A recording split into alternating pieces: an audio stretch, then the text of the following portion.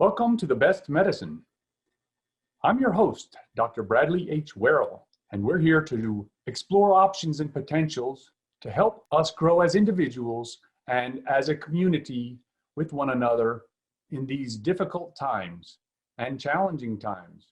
We're exploring all manner of potentials related to the human experience, physical, psychological, medical, spiritual.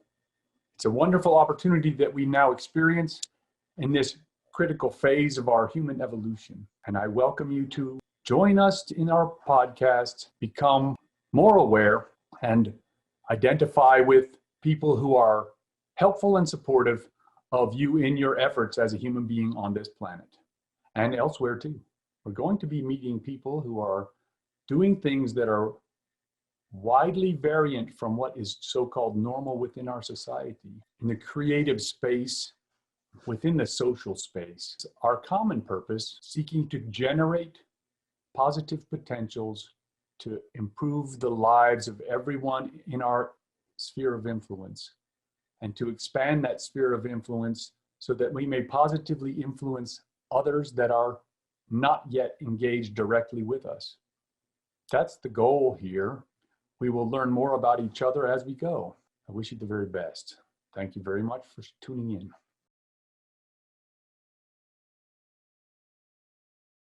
Well, this is another episode of the Best Medicine podcast, and I'm Bradley Werrell.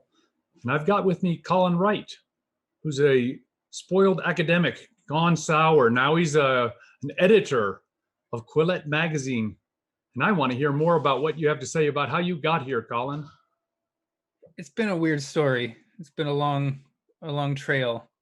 As we were saying a little earlier before we recorded, I started out going into academia because I wanted to be an evolutionary biologist. I was just really interested in evolution and animal behavior. At the time, academia seemed like the place that was, sort of a bastion of free speech where you could discuss ideas at length and no one would take offense to things because everyone is engaged in this struggle to find truth.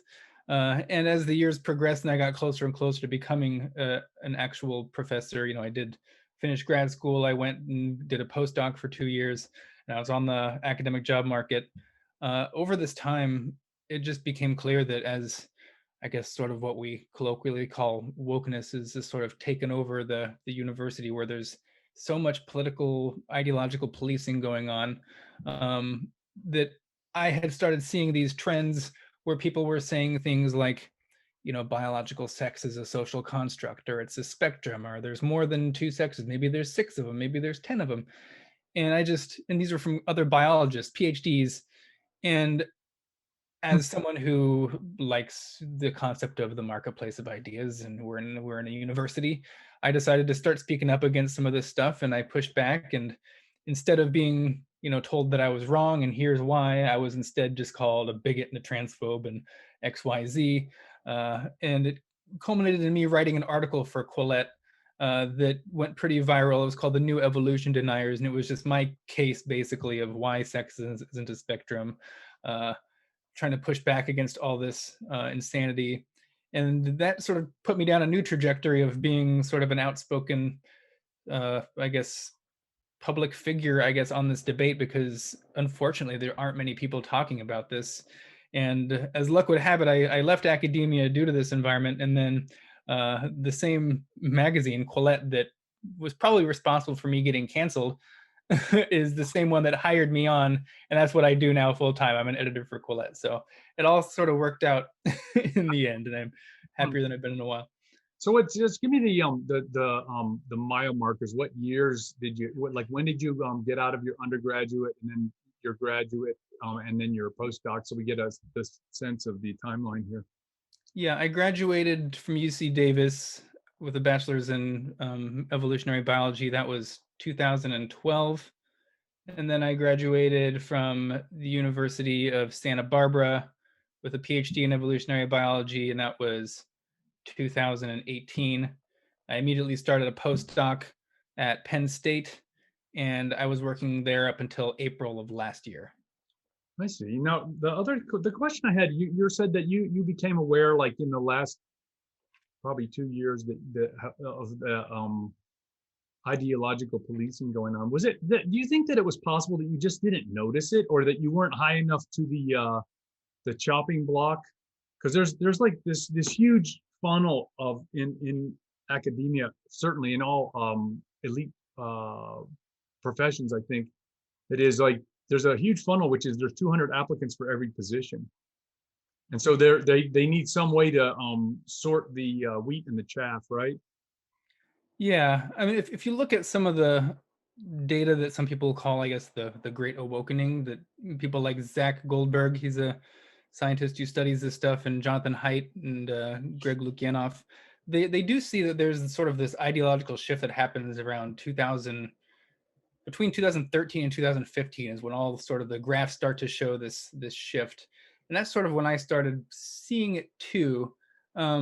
But when I was going through graduate school, the whole talk on biological sex and gender, it was very different. There was an acknowledgement that, you know, you have biological sex, and this has to do with your actual or potential reproductive capacity if you're male or female, and that's this ingrained biological trait that you're born with.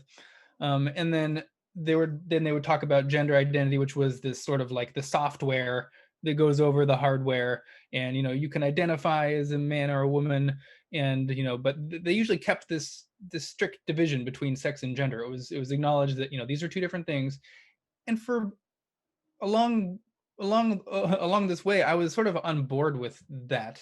You know, we have the word sex, we have the word gender. Why don't we, you know, one can refer to one thing, and so I was fine because it didn't really offend me as a biologist because they weren't trespassing on biology in any way. I can imagine someone identifying as a female or something, even if they're biologically male. And then the narrative shifted, and I really noticed it in my last few years of grad school and my first year of being a postdoc, where people were posting on my Facebook, and they were talking about how there's 5 different sexes, and that sex is a spectrum, and I would just comment, you know, like, wait a minute, you're talking, what are we talking? We're talking about gender identity, and they're like, no, they're talking about biological sex now, and this just, it's just patently false that there's more than 2 sexes in humans. And so that's when they sort of started trespassing on what I saw was, you know, on the biology that I kind of knew something about. And so that's when I said, okay, I was fine sitting back and agreeing up until a point. And then that's when I started pushing back. And that was probably 2018 when I first, that's when I published my first Quillette article. That was sort of my major pushback against all this stuff publicly. It's an interesting function, and it's like there's a you know, I would regard your position to be like sort of classic liberal position, and it's like it's an interesting function because it's like, and I recognize that James Lindsay being another among such people, that there's a desire to have a meaningful conversation with people that will not be met by the woke crowd, which is the presumption is that they are seeking to have an engaging conversation, but I don't believe they're interested in any kind of engagement that is productive in the least place. They are seeking power, and that's the end of it. And the conversation is merely to be corrosive to your social status.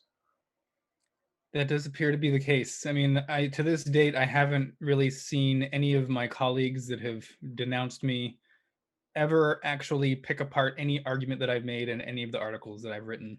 It's always just been a personal attack. How could you say this? Or you're being transphobic, or you're being sexist, or even when I was applying for jobs, people just started throwing in, you're a white supremacist as well, even though race is really not a topic I ever even discussed, not even on social media or even among friends. It's just not something I'm all that interested in talking about. But they just, they'll throw that in as the cherry on top, because whatever, just they got to get something to stick to sort of just sully your reputation. So it's denunciation. So it's like accusations of witchcraft back in the day, huh? Yeah, there's this really high degree of social policing going on. I mean, I just, for one example, I had a really, really close friend throughout grad school. He's now a professor at a major university, and we knew each other extremely well. He disagreed with a lot of what I was writing online about sex and gender, and I'm totally fine if people want to disagree with me, even publicly so.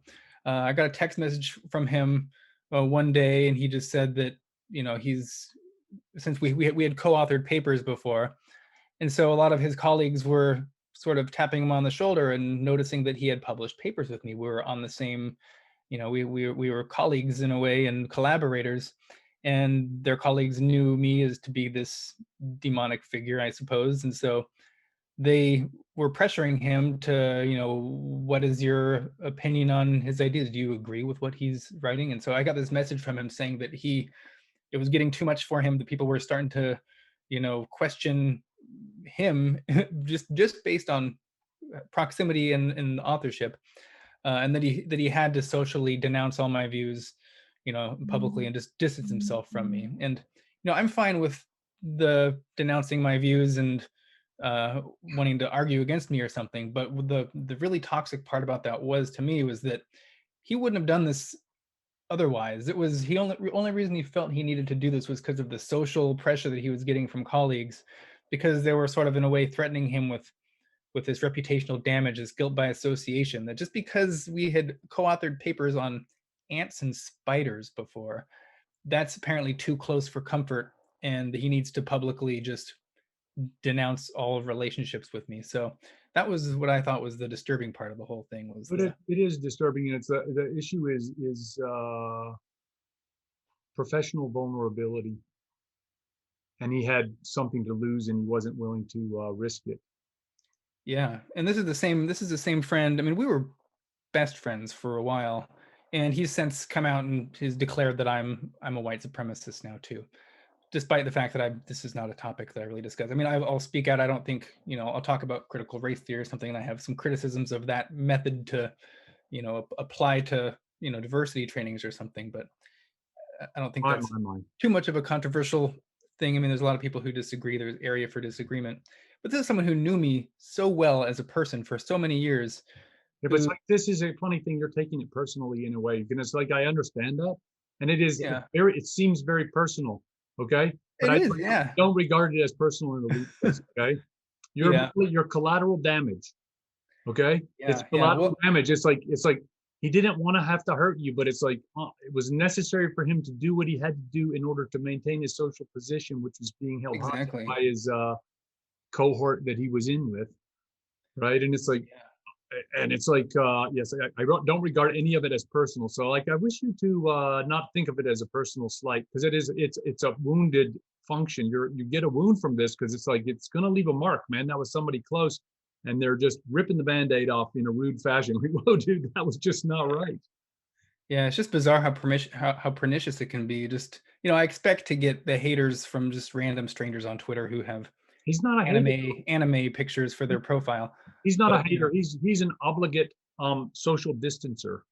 Okay. Exactly. Yeah. It's a defensive social distancing that he performed, and it was done in a way that he thought he could manage it, and I'm sure he did it as nicely as he thought he could get away with. You know what I mean? It's rude. Yeah. And there's no apologies to be offered for this behavior, because it's just rude. Yeah, it's such a bizarre dynamic, and it's only gotten worse since I've left. So now, as I was saying before we started recording, was that it is the social. I used to believe these social institutions, including the academia and a raft of other institutions. I think academia is central to it, though, the educational process, as a meritocracy.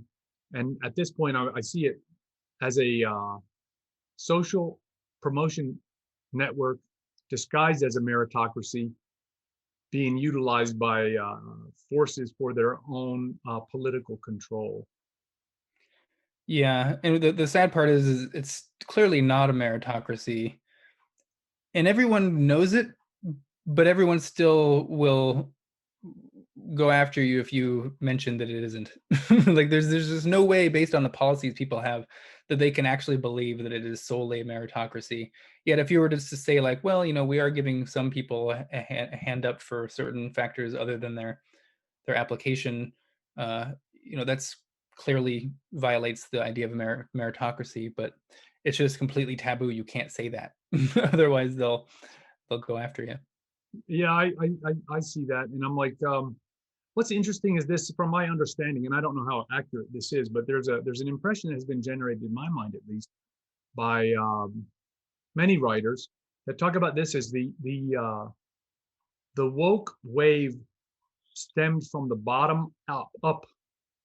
So the youth forced it upon the administration, and the administration caved. And it's like, is that how you see this as having occurred? Yeah, for sure. It's not spearheaded by the administrations and the department heads or anything like that. It is from beneath. It is the students that are armed with social media campaigns that are able to swarm people who disagree and sort of fluster administrations with this, what's essentially not even a real mob, because it's just how many people. It's really easy for people just to like click and send tweets, and so if you're on the receiving end, it can seem like you're just getting this torrent of hate, and that everything's going to collapse if you don't just appease the mob to some degree. And so these institutions, they just completely just buckle under this social media pressure, because they don't want to be seen as the ones that are pushing back against certain narratives, because they'll be smeared as racist, sexist, homophobic, whatever it is. And unfortunately, they make it more difficult for other universities to do it, because if Yale did it, then all of a sudden, then Harvard has to also acquiesce to the demands. And it just, if people start making stands against this and just being an adult and saying no, then hopefully that would inspire other administrations to get a spine, because these mobs really, they're as intense as they are brief usually. Like if you just don't give them an inch, they tend to just go away after a short period of time. They have very short attention spans, and if they feed off just finding little chinks in your armor and then just pushing. So I think people are starting to wake up to like the new tactic against to how to combat sort of these woke mobs, but it's slow in the coming, and there's a lot of damage that's been done. It's interesting. There's an author, and I don't remember where it stems from right off the immediate cuff, which is they're called this Leninism 3.0. Yeah. And it's like that interesting to me, because it's like Leninism, as I understand it, is the elevation of people who are maladapted to the social situation, elevation of them beyond that which they could possibly achieve independently by party action. And it's necessary to do that in order for them to be loyal to the party, because they know if the party drops them, they will fall back into the abyss of social negligence from which they were drawn by the party. And whereas someone who can stand on their own will never need the party, therefore has some independence from the party and is not an acceptable party member. Yeah, and it's just exacerbated too by, as you mentioned earlier, the cutthroat nature of academia, and 300 applications sent to every job.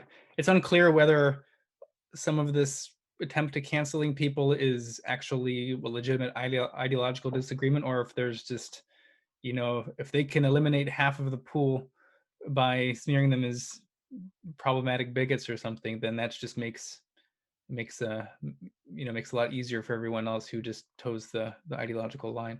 Well, I hear these stories that are there's like academic or ideological tests that go on. It's like this: tell us about your racism, and it's like, oh yeah, no, really? Well, with the ideological test in not every university, but a lot of them, and I would bring Berkeley up as an example, is their diversity, equity, and inclusion statements that they require for everyone who applies to these universities. So it used to be the case that departments had full control over who they hire. The department itself does the search. They get all the applications. They look at who's, the merits of the applicants. They interview them. The committees, it's all done by the department and faculty in that specific department. If it's a math department, it's only going to be mathematicians that are going to be evaluating these people, and every step of the way. At Berkeley and a lot of other universities now, they have sort of this two-tiered process where the department isn't the first one that sees the applications. The first people that see the applications is sort of this the HR department, where they receive all the applicants and then they rate them first and foremost by how well their diversity, equity, inclusion statement toes the the sort of ideological line. And then among all those applicants, they'll then pass the ones that have passed this first test, this ideological purity test. Then those are the ones that they pass on to the department to make the choice. So there's like this pre-screening. Right. And when I was about to leave academia, I actually got contacted by a small liberal arts university, sort of in the Midwest. And the department chair, he contacted me and he said that he liked my work and that he thinks he could actually get the faculty on board with possibly hiring me as a assistant professor there. But then he said he was almost certain that the HR department would block it before they even got a chance to make an offer to me, just because they would Google me, they would go on Twitter, and they would see that, oh, this person, he's, even if I'm not saying anything actually controversial, students will say they feel unsafe. That happened to me at Penn State. They're contacting the diversity committees there, and that's just what they use. They use this sort of safety language, and if they don't feel safe, then they're not going to hire someone. It's just too much of a risk. Let's ad hominem attacks, and it's what's amazing how baseless it can be. Because how hard is it to say I don't feel safe around you? I mean, good Lord. I study ants and spiders. I mean, like, what am I can't imagine them feeling safe at campus. Like I'm gonna like jump out of a bush or something and attack somebody. It makes no sense. I'm just up in a lab poking at little ants all day long. Like I'm the least that's the least aggressive thing I could be doing. So tell me this one. So you transitioned from the academy. Now, how exactly did that go? You kind of like at some point you threw the towel in. How did that pan out? What did that look like? It was actually a pretty smooth transition because, like a lot of academics who are doing postdocs or even grad school things, they do visiting professorships. They're usually sort of these fixed term contracts. Like my contract at Penn State was for 2 years.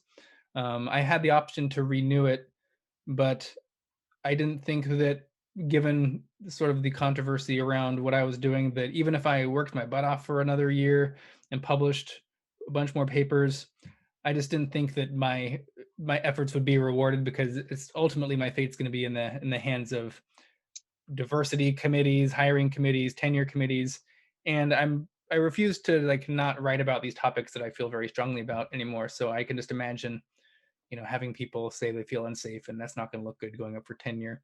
So I kind of wanted to have more control over my future, and I wanted to know that if I do hard work in some area, that it's likely to be rewarded, or at least I can be responsible for my own faults or successes. And so that's sort of why I left academia. I wasn't fired or anything. I left of my own accord, just because I didn't think that it was a good environment that I most likely I didn't think would have been able to my satisfaction, get what I might have worked hard for.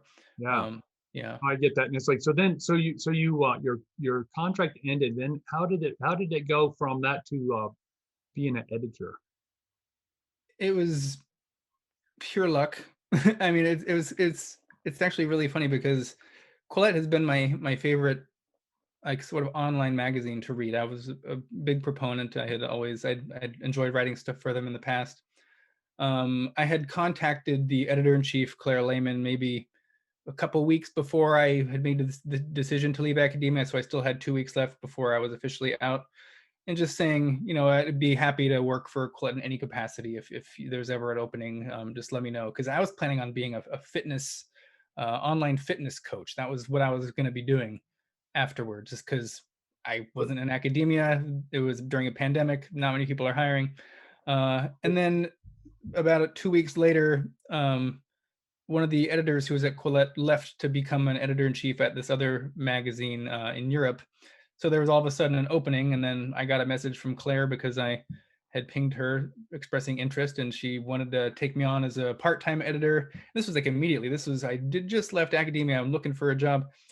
And then, so I worked as a part-time editor for a while, and then I got moved to a full-time position. And it was just perfect, because I said too, the reason I wanted to do like a fitness online instructor was because I was looking for jobs that I could do from anywhere, that I was my own boss, that I couldn't be canceled from. And it turns out that working for Quillette is that perfect job. I can do it anywhere. If I get canceled as a Quillette editor, I probably have, that means I must have said something truly, truly horrible, because they're very much committed to free speech. And Yes. academic debate and things like that. So it really just pure luck. That's how I got where I am. And they tell me luck is better than good. Okay. Yeah. And that's like, that's okay, man. It's like, what a lucky break. And that's good. And it's been holding true since then, huh? Yep, that's been great. I love what I do. It's so much more fun and intellectually engaging than I've had the opportunity to really grapple with for the last decade, probably. Good So for you, man. Good for you. yeah. It's like, yeah, interesting. I studied this. I studied Hebrew in the course of my studies. I studied what happened to America for 4 years. Ended up studying Hebrew incidentally. Okay, and yet it goes like this. And it's like this: the nature of the offending spirit, which is problematic in my opinion. It goes by hush in English, okay? And the name in Hebrew sounds like this: Soviet. It's like that. It's very this language has been quite instructive to me because it's like stunning. It's unbelievable. It's like, okay. And like I have this website that I go to. It's called doitinhebrew.com. And I pay them $3 a month so that it will pronounce the word. Okay. And has a definition. And I pay $3 a month so that I can make the computer say the word that I'm talking to my patient about so I can hear my patient laugh and it's not me making up something. You know what I'm saying? Yeah.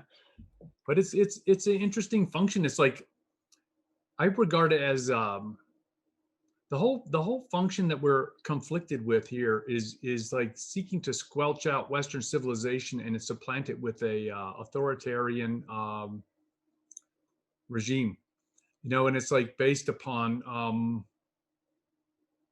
nonsense, right? I mean, the best description I can give for it is nonsense. I mean, I'm just shocked. Someone once referred to like what I'm doing is, you know, and they said, I can't remember exactly what it said, so I'll paraphrase it. Like, you know, Colin is one of the, you know, he's a defender of the obvious. You know, he's one of the foremost defenders of the obvious. Yeah. And that's what I really feel like I'm doing. I mean, I never could have dreamed that I would go to school, I'd get a PhD and be studying a subject and, you know, studying. So I studied social behavior in insects and spiders, and, you know, it's a complex field to study. And I just never could have dreamed that I would be known for just telling people that males and females are real. There's only two sexes. Here's, you know, sex is not a spectrum. You can't change your sex literally. You know, these are like the most basic things I can imagine saying as a biologist. These should not be controversial in any biology department. They shouldn't be controversial in a kindergarten classroom. Like, they're just or remarkable in the least place. How about that? Like, what was that? it shouldn't be remarkable in the least place.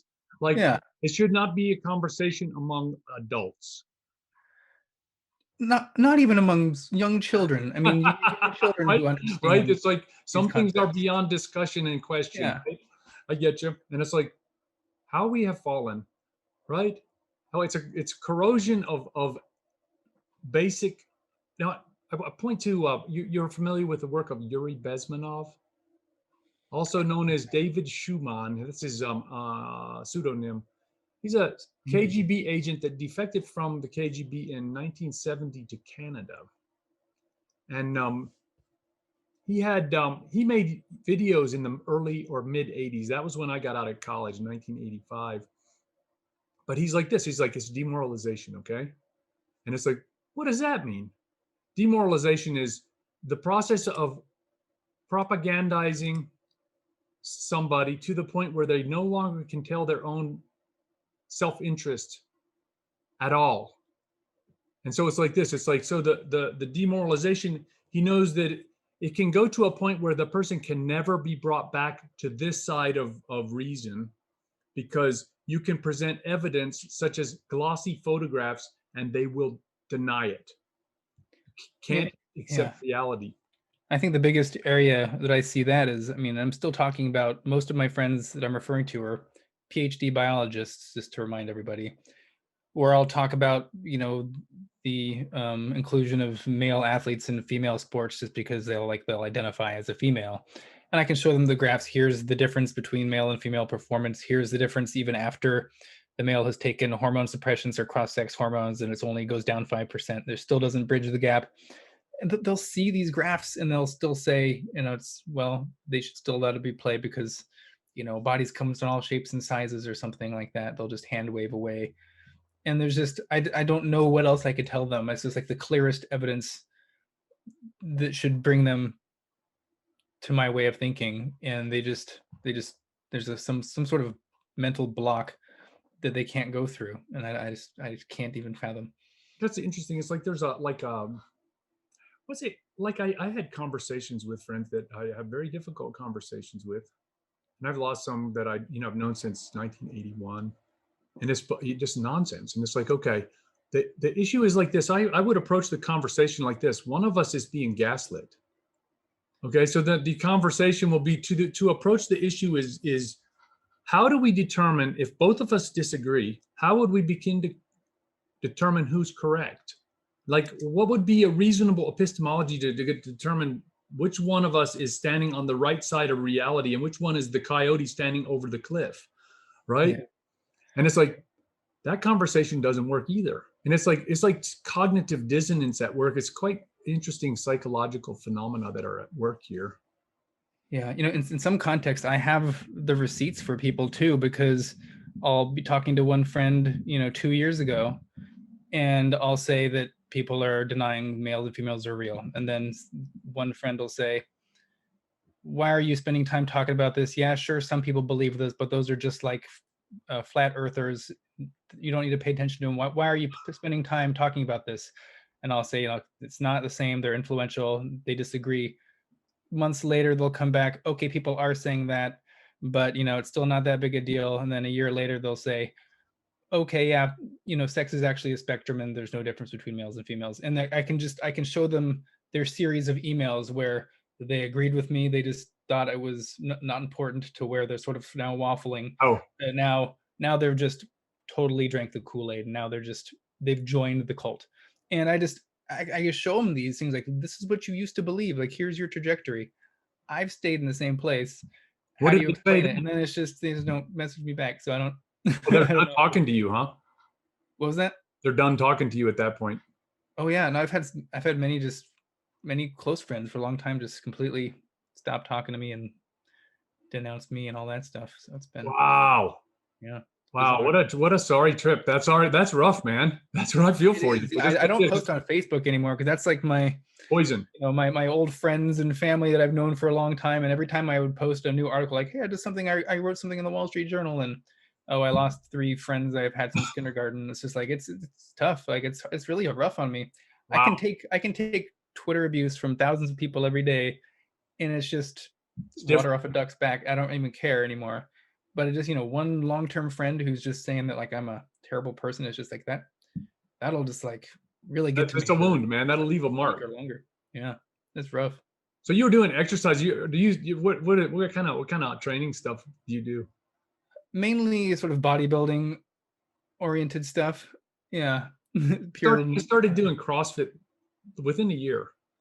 And I found it in a million years. I have a back problem that I was working on. And I'm like this. I'm like, I hired the CrossFit coach. I got a 71-year-old coach that coaches me. And I'm like doing Olympic lifting and all this crazy CrossFit stuff. And it's been very informative. And I learned more in the last year than I learned in the previous 33 trying to fix my back without the help. And it's fascinating. Is your back improving from the CrossFit? Because some people have results with. Oh yeah. Oddly, Olympic lifting is what I really enjoy a lot, which is just like in a billion years, same as study Hebrew. I never would have guessed that I would find enjoyable, right? How about that? And it's like, so it's just the interesting thing to me is how do we move past these emotional blockages that represent themselves as physical infirmity in some fashion? You with me?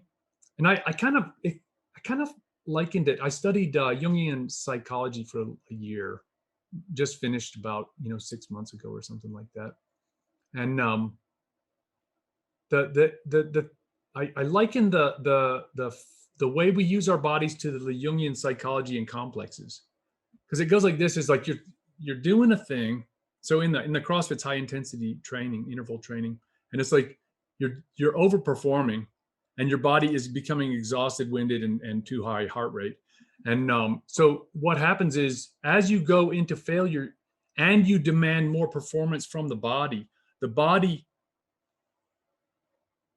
innate creativity of the child reaches out into the potentials of the body that have been underutilized, right? The neglected elements, and recruits them to do another set of push-ups or whatever you're doing. Mm-hmm. And it's like, it's amazing to me. And it just, because it causes you to attend to that which was previously neglected in your physique. Yeah, I've been using working out as a major area to sort of to stay sane in a lot of ways. You know, you can always just put in your headphones and take it out on the weights and use it to get a new PR or something on the barbell. So that's what that's sort of my outlet for all the insanity that's been going on in my I don't know life. what else you can do. You try to make yourself a little better, right? Yeah, definitely. And the beauty of it is, when you're trying to perform physically, that mental stuff has to go away, because it's like, this is not helpful. Yeah, no, just it gets in the way big time. I got lucky because I saw sort of news that gyms were going to start closing down. This was right before the pandemic, and so I was actually able to order like my full Olympic barbell set like the day before they all went completely sold out on Amazon. So I've actually had a pretty good setup during the whole pandemic. So it's you can't complain. So have you been training anybody? But no, I mean, I'd like to actually. I would like to do some of that, fitness coaching that I originally set out to do when I left academia. But right now, I'm living with the family, and some of the parents, they need to get their vaccines before we can have people come over because they're pretty high risk. So, and it's just been our family living together at the old house that we've sort of, I guess, halfway grew up in. Sure. And we're just hanging out. That's It's been cool. great. That's cool. It's one of the things that I found interesting about the lifting thing, and is like this is, so coach told me this thing which I didn't understand. I'm like, well, because it's the opposite of what I've been doing for 33 years, right? He says, don't pay attention to the signals coming from your body. I'm like, whoa, what? I'm like, I think it's not quite correct. So I've adjusted it a little bit, and it's like this. It's not disregard the signals, but work through the signals. The message is coming from your body in the duress of the moment of doing whatever you're doing. Ignore the narrative that your mind is seeking to attach to it, which is like, I need to quit right now. You know what I mean? Ignore that and work through that, and ignore it, so that you get used to working within the signal frame of annoying noise coming out of the body saying that your mind is screaming to stop because it's so annoying. That's really important. I mean, you're basically just attacking your nervous system and all your muscles, and you're creating micro tears in all your, every joint in your body and everything. So yeah, I mean, it's you have to damage your body for it to grow. So it's sort of that anti-fragile type of property that's really good, and it only rewards those who are really pushing through. And you have to just deal with the pain and sort of live in it, and then ask for more if you want to improve. And that's just, I mean, that just, I find that applying this just to working out, I mean, people will think that it's just a workout, it's just doing curls or something, but it really permeates through so many other aspects of your life too. And just whether it's just being confident about things or having a different mindset going into them, I find that it's just it helps almost in every single way. It's not just whether I'm lifting something. It helps when I'm debating people online. It helps when I'm talking to people. It helps in every single context. It's the best thing you can do, I think, for your body and mind and everything. Yeah, it's like an integrative function, because it's like metaphorical for how you live it. Yeah, you get sort of addicted to the discipline, and when you be so disciplined on just working out, it's hard not to be disciplined in other areas of your life too. It's just sort of, you get used to that, and it works. Right. So one of the other things I found interesting is recently stopped using ibuprofen and Tylenol. Okay, because that interferes with the signal transduction pathways inside the body. And it's like, here's the logic of it goes like this, is like, the body has a signal transduction pathway which you're seeking to block because you find it annoying. That doesn't sound like a very good plan to me. My plan will be to allow the signals to transfer among the body and in the mind, etc., and in your consciousness freely, like free speech for the body, right? The body doesn't have a real voice. It just gets to make noises that sound like it hurts. Well, that's a good way to look at it. I like that.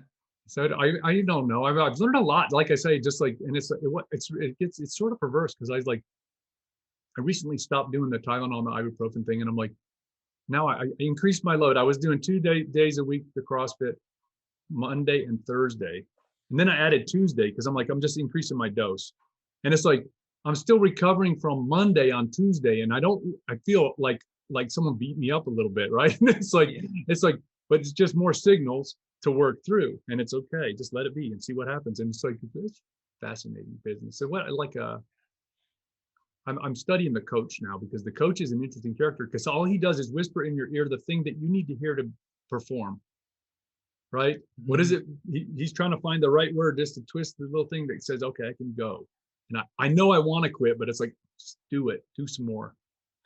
Yeah, I've been fortunate that since I'm at home right now, my brother lives here too, so I finally have a workout buddy that I get to, that can egg me on, and then I can egg him on to complete sets. Whereas before, when I was a postdoc, it was one of the loneliest times ever. This moving to a new city and no one's around, and I just had to go to the gym by myself, and no one's there, no spotters or anything like that. So it's a lot tougher. But it also, it kind of helped too, because all the discipline had to be my own. I couldn't reach out to have any from the outside, but I definitely like the workout partner better. I think it's a social thing is always nice.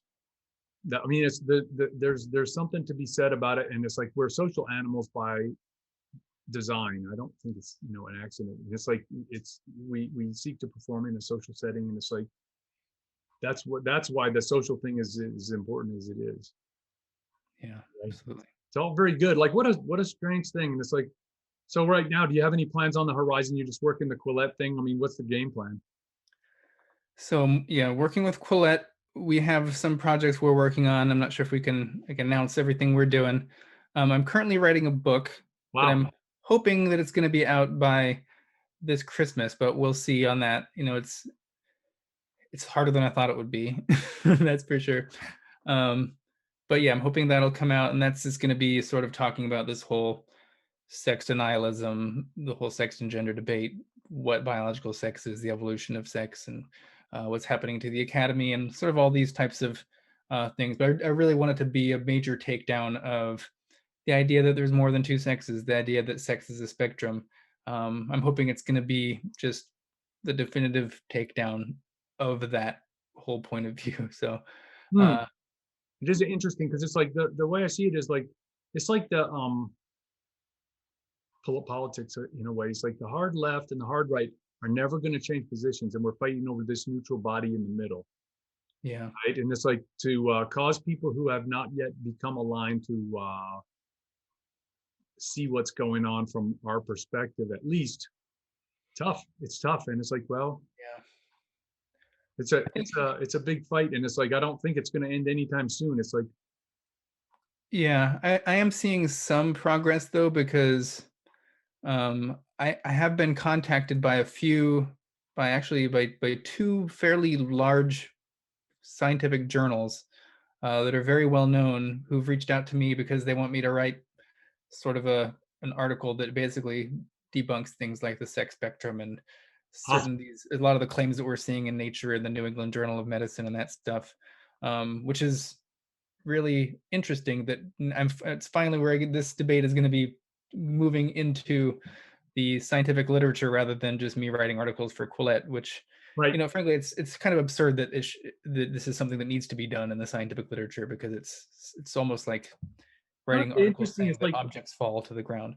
Yes, it is. It's interesting. It's like which is to call it a debate is quite interesting, because I don't really regard it as such. I regard one side as having disingenuous motives for their discourse, which is to say they don't intend to. They're not intent upon any sort of logical conclusion here. Yeah. Which is, it's about power, and it's like about nothing but power and dissolving those who resist that power. by their coercive means. Yeah, I find it kind of funny that the two journals that did reach out to me that I'm currently writing for, they're having me submit these articles under their opinion section, where it's just like, oh, it's just my opinion that there are only two sexes in humans. It's just like, come on, what's going on? Huh. You know, like, I don't know quite how to engage with that, Oh. and like this is certainly it's a interesting function, and it's like certainly not to diminish from anybody because of such views as they may hold, right? It's like, but I don't understand what logic you can possibly come to some conclusion that is somehow different. Me neither. And it's like, sort of like I say, it's like not quite a debate. It's not quite a debate because it's like logic is not functioning on the all the way around the table, you know? Yeah, well, it's two whole separate approaches to epistemology. You know, we're completely dumbfounded because we don't know how to talk to these people, because we're assuming that people we talk to are going to have that sort of empiricist modern approach to knowledge and debate.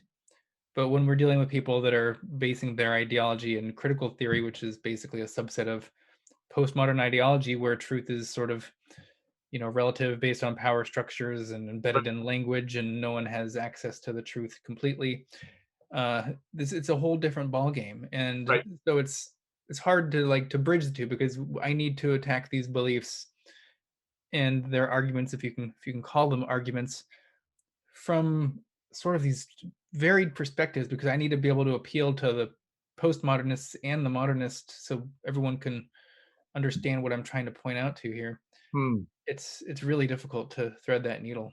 What's interesting about this? It goes. There's a professor that I've worked with named Greg Enriquez in James Madison University in Virginia, and he talks about the the bridging of consciousness into this new digital domain. And there's another one that I have talked to, but not on video at this point, which is Kurt Doolittle, and it's like the transformation of human consciousness from an analog perspective to the new digital perspective. And Doolittle says that and I think it's good, which is the standard of knowledge in the analog age was reasonability. But in the digital age, we are beyond that reasonability because of the intersubjective differences were not accounted for in the post-enlightenment or enlightenment thinking. And the intersubjective differences is what Doolittle attempts to account for by his calculability, which is the standard of epistemology in the digital age. And he's done some interesting work, which is related to how do you compare apples and oranges between subjects. And it's like, that's I think where we need to go. And it's like, but I don't regard it as a fair playing field, because I see vested interests of the various social institutions seeking to gain advantage and use the levers of power to push the dominoes in such a manner as is biased in their own favor, right? Yeah, I mean, as a scientist, it's just I'm committed to that. You know, that there is that shared reality out there, and it's any other scientist can perform your same experiment and come to the same conclusion. Even a robot should be able to do it, or a really intelligent alien who, you know, who's able to perform the experiment. They could come to these same conclusions. But when your ideology, when your investigations are first and foremost going to be informed by power dynamics, by standpoint epistemology, whereas you sort of your views gain validity just based on who you are relative to others, which is purely subjective.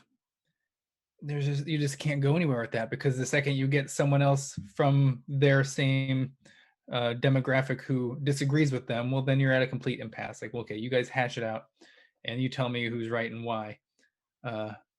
yeah, I don't understand how that can progress. And we're seeing that as sort of the move to like the whole indigenization of the universities too, where they're looking at these other ways of knowing that are based on sort of this indigenous knowledge that basically comes about to just a bunch of creation myths that we have for every sort of indigenous tribe that there has been getting legitimized in scientific institutions because nobody wants to say that these are myths.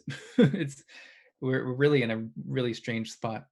It is this. I do see it as it is. There's like this mythological function at work here, which is like, um, I'd say that this appears to be like a rejection of the Western mythos, right? Which stems to the Enlightenment, which is the scientific, rational scientific, objectivist point of view. Which I'm not trying to say is entirely correct, but it's like it's hard to reject it. Well, I mean, But it's literally that's literally what they're doing with that's the whole post-colonial theory method that they go about trying to decolonize everything. You know, where Western science isn't valid because it can make planes fly. You know, there's apparently other ways of knowing that are just as valid that aren't Western, that are based on you know storytelling or revealed truth and things like that. And these are things people can believe, but people are getting hired in universities as these indigenous scholars doing indigenous science, where it's just has nothing to do with science, but it's all under this guise of we need to decolonize universities and the curriculum and everything. I don't even understand the arguments there, and I'm really not hungry for the knowledge base that because so I like study It's people. nuts, I'll tell you that. It's James Lindsay gets two feathers in his hat and a great big old scraping bow too, because it's like his I studied the Marxists briefly, but I couldn't hold my nose nearly as well as he can. And it's like he is just digging down into the bones of Marcuse's work and doing yeoman's work. It's amazing to me because it's just so distasteful to my opinions. And I'm like, okay, I can't Yeah. read it. I've tried to read some of that stuff and it just bores me to tears. So I applaud that James Lindsay and people like Helen Pluckrose Oh yeah, have done that dirty work for all of us. So right. we don't have to, even though I still try to read some of the classics and things like that, but it's, Just man, try to understand. It's useful to understand it, and I think that it's good to have someone else digest it so that they can spout it out in a more unintelligible format that is more succinct. How about that? yeah. And so they're both very good. They're both amazing at doing that, Helen and James. Well, that's what I think is funny. Is like, 'cause he's a mathematician, and Yeah, Helen. he approaches it very mathematically. Yeah, I think that is actually helping him. He's super analytic, so he's able to just sort of break things apart, which is the opposite of what a lot of the critical theorists do. They're just so wishy-washy, where someone coming at it from a pure math background can just shred it apart. That's why the Sokal hoax back in the day, he was coming at it from a mathematics, physics point of view, but he still had that mathematics background, where they're able to tear these ideologies apart, basically, because they can see where people are sort of intellectually dividing by zero, where they're just doing this little jujitsu move to logic, where then they can just create any output that they want to. And I've talked to people like Helen Joyce, who has a hard math background too. She's really good at calling out all the BS in gender ideology, because they're dividing by zero logically, even if they don't know they are, and that's how they're just sort of creating all these arriving at these insane conclusions. It's alchemy at work. It right? is. It's big time. Which is what I heard someone talking about alchemy, and I don't remember who it was, but it's like this: operational success is the base of alchemy, without regard to anything else. Yeah. And so we say this: it's been remarkably successful operation. This hasn't it? This critical methodology. It has. I mean, it gives people anything they want. They can just the wildest dreams can come true if you just believe it and chant it enough. I mean, it's literally what they're doing. I'm doing my best not to like straw man these positions, but right. At some point you just gotta kind of call it how it is, and that's what they're doing. It's all very good. Like I say, it's an interesting moment we live in. It's like this. It's like the waves are crashing on some distant rocky shore, right? And it's like absolutely far too close. And it's like which are the waves and which are the rocks, right? One will crash and be divided, and one will stand at the end of the day, right? God. And it's like this. That's it. And it's like, okay, we just watch the shore and let's see how it goes. And it's like do our part in it. And it's kind of like this. It's like the moment is really calling for you to take a stand, right? And it's like unavoidable because it's so you can't be neutral, right? And neutrality is really like I can't even imagine it.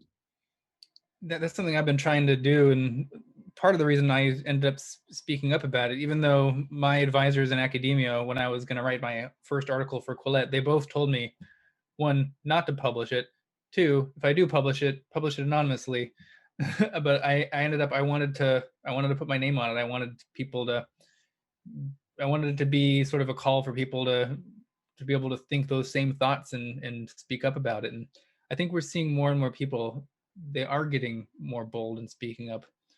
And unfortunately, it's still hard for a lot of people to do that. And it makes sense to some degree. I mean, if I'm fortunate enough where I don't have children, I don't have a wife and kids or anything like that, if I got fired from academia, then it's just me that I have to worry about, but there's a lot of people who are professors who don't have tenure yet, who have That's right. families, and they're the main breadwinners of their families, and they literally can't say anything because it's just too volatile. They could lose their job, they could not get tenure. That's right. And then they have a lot of people depending on them, so there's all kinds of reasons people can't speak up. But man, I really hope that anyone who can, they can speak up in their own way, even if it's just showing up at a meeting and silently voting for, against some of these ideas from getting passed, and show up to those committee meetings in universities, or just even in your local government. Just any way you can do it, just people have to do something. And as I've been watching this, and it's like the interesting thing for me to watching the development of the internet, which is kind of like I'm old enough that I've been around the whole time as an adult, and watching it is like this. It's a strange coalescence occurring, and it is like as we find people who think like us and make connections, and then develop those connections over time and strengthen them, and then find it's just an increasing coagulation of those interests, which are now called disinformation by the many people, right? And it's like, okay, I guess it's interesting. It's like more name calling and finger pointing, right? Yeah. And absent logical reasoning, and it's like it's okay, and it's just try to hang with the people that I guess Doolittle says it's truth above face, truth above face. It's like that's the Western way, and it's like, okay, so Western civilization is on the crux here, right? And it's in the crucible. It's like, how will we come out of that one? We'll see what we can manage, right?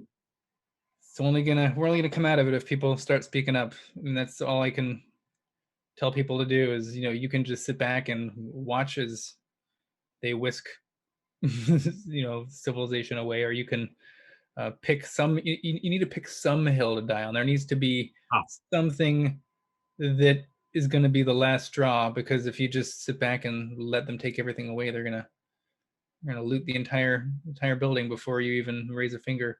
That's right. It's like the question is, and my father would say it's something, is this hill worth dying on, right? And it's like this, you will die, and you will die in the valley or on a hill. Yeah. And it may not be this hill, but there is some hill or some valley, right? And where is it? And what is it? What's worth it? There must be something worth fighting for, right?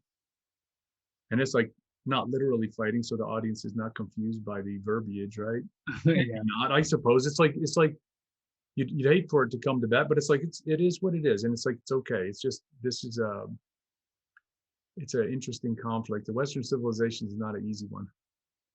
Yeah, I mean, I've sort of staked out my hill on the whole biological sex debate because, well, to me, I'm a biologist, so it's an area that I know really well. Two, it's what I think is one of the most obvious truths that we can point to that even children can understand. And three, you know, if this is a battle we lose, if no one's going to die on this hill, if we can deny en masse as a society the existence of male and female as real biological categories that aren't social constructs, that are, you know, real in nature, then there's nothing that people can't deny anymore. If once this is gone, then everything else is just peanuts. It's just, you can deny everything.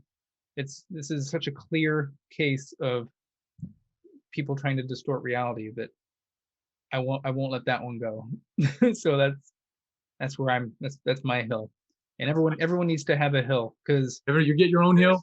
Everybody there's get so many other things need to be defended. Should we get our own hills? Is that what you're suggesting? Exactly. Yeah, And the post. Yeah, find the hill that you think you can defend the best, and then put out a lawn chair and just defend it. So are you making a digital presence like a podcast or something like that? Or are you just doing the written press? Yeah, so I have a Substack that I've been writing on. I'm actually starting my podcast this week. I'm interviewing my first guests, so that should be coming out. I guess the first one, after it's all edited, will come out next week. So yeah, I'm going to be starting in the whole podcast realm. That's good. I think it's an interesting function, because it's like I think that it is a snowball. You know, it just keeps on growing, and it's like, we'll see what it does, because it will, like I say, coagulate into something that neither of us can begin to foresee at the moment what will come of it.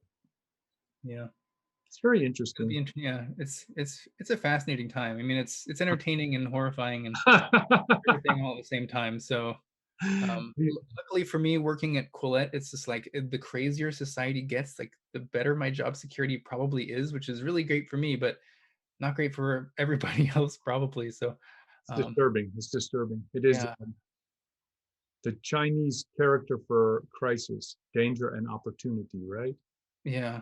Like, that's where we're at. It's like the best job security I've ever had, because every job until now has been either I'm in grad school and I'm gonna have to find a postdoc, or I'm a postdoc and I need to find a thing, and I have short fixed term contracts. But right now, I mean, it's just open ended, and unless I do something terrible, then I think I can work here for a while. Don't do anything terrible.